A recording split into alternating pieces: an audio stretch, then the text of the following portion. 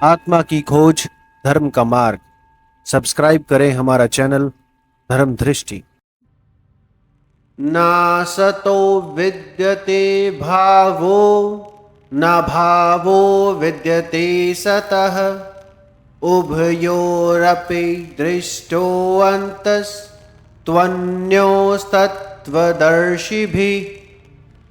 इस श्लोक में प्रभु श्री कृष्ण अर्जुन से कहते हैं कि हे अर्जुन, असत वस्तु का तो अस्तित्व ही नहीं और सत का अभाव नहीं है। इस प्रकार इन दोनों का ही तत्व ज्ञानी पुरुषों द्वारा देखा गया है। संसार में 3 तत्वों का अस्तित्व है। ये सभी वेद मंत्र बताते हैं कि भगवान, जीवात्मा और माया तीनों नित्य तत्व हैं। भगवान नित्य है, इसलिए वे सत है, शाश्वत है। वेदों में भगवान को सच्चित आनंद यानी नित्य सर्वज्ञ आनंद का महासागर कहा गया है। दूसरा, आत्मा। आत्मा अनश्वर है और इसलिए सत है। शरीर का एक दिन नाश होगा, इसलिए इसे असत्य श्रेणी में रखा गया है। आत्मा भी सच्चित आनंद है, किंतु अणु के रूप में है। अतः आत्मा अणु सत्य है। माया तत्व, जिससे संसार निर्मित है, नित्य ही सत है।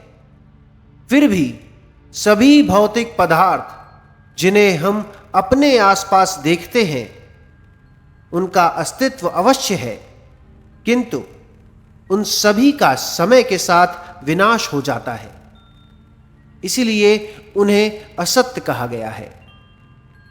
इसी प्रकार संसार ही असत्य है, क्योंकि इसका अस्तित्व केवल माया तत्व के कारण है, जो कि सत्य है। जब हम संसार को असत्य कहते हैं, तब इसे मिथ्या कहने की मूर्खता नहीं करनी चाहिए। असत का अर्थ अस्तित्वहीन नहीं है। कुछ तत्वदर्शी यह दावा करते हैं कि संसार मिथ्या है। वे दृढ़ता से कहते हैं कि यह केवल हमारी अज्ञानता है कि हम संसार का अनुभव करते हैं, और एक बार जब हम ब्रह्म ज्ञान में स्थित हो जाते हैं, तब संसार के अस्तित्व का अनुभव समाप्त हो जाता है। यदि यह सत्य होता, तब फिर इसके पश्चात भगवानुभूत संतों के लिए संसार नहीं रहना चाहिए, क्योंकि उनकी अज्ञानता नष्ट हो चुकी होती और उनके लिए संसार का अस्तित्व समाप्त हो गया होता।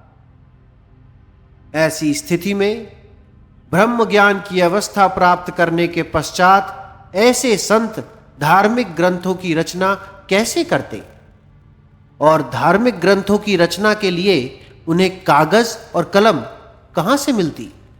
सत्य यह है कि ब्रह्मज्ञानी भी संसार की वस्तुओं का प्रयोग कर यह सिद्ध करते हैं कि संसार का अस्तित्व उनके लिए भी है। इसके अतिरिक्त ब्रह्मज्ञानी को अपने शरीर के पोषण हेतु भोजन की आवश्यकता भी होती है।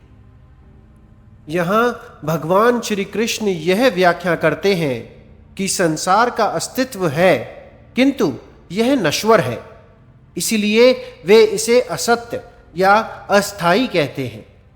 अर्थात जिसका अस्तित्व है उसका विनाश निश्चित है, और जो चीज निश्चित है उसका शोक कैसा।